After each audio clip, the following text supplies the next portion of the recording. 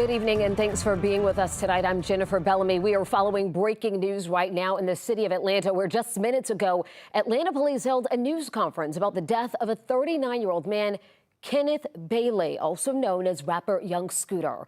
11 Alive's Cody Alcorn is live for us tonight right outside of Atlanta Police Headquarters. Cody, you just stepped out of that briefing from police. A lot going on tonight. What have you learned? Well, Jennifer, the main thing we want to set straight here, the lieutenant over homicide with Atlanta police saying they did not, in fact, shoot Young Scooter. They say there were no shots fired during this ordeal tonight on William Nye Drive. I believe we have a live look at that scene right now.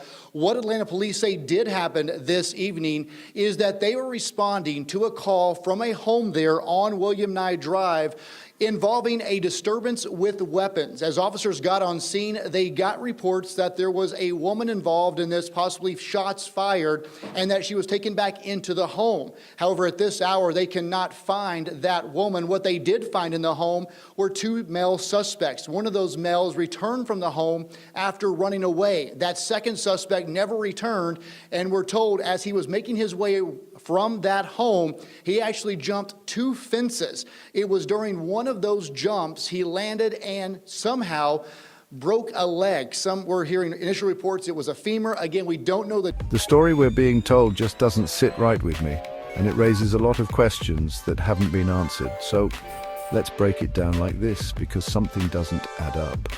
Now, I'm not saying that there's foul play for sure, but when you really dig into the details, it seems like there's more to this than what we're being told.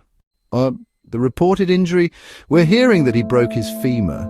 A serious injury, no doubt, but here's the thing. Breaking your femur is dangerous, but it's not an immediate death sentence.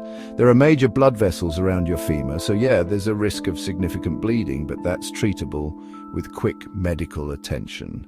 The timeline we're hearing is that he died within 1 or 2 hours of the break. But does that sound right to you? It takes time for the body to shut down from an injury like that. Was the medical response really that slow, or was there something else at play here? The 911 call. The police were called because someone allegedly saw a woman being dragged into the house. That's huge. If that's true, it suggests there was something violent or disturbing happening in that house before the injury even took place. The woman, who is she? Was she part of the situation or just a witness? The fact that she wasn't found when police arrived raises even more questions. Could there be a cover-up, or is there something the authorities aren't telling us? Then there's the part about Scooter running from the cops. This one is strange. He's a public figure, right? Why would he run? Especially if he knew he was already surrounded. It doesn't make sense. Someone with a broken leg already facing the cops is going to run? That seems odd.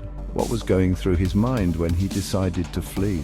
Could something else have been going on in that moment? Was he trying to escape something deeper than just a routine police stop? The 911 call described a woman being dragged into the house. But when the police showed up, there was no sign of her. Where did she go? If she was dragged inside, why couldn't the police find her? Did she leave? Did someone move her? Or was she hiding? Could she have been a key witness or even involved in something much bigger? The silence around her role in this case is unsettling.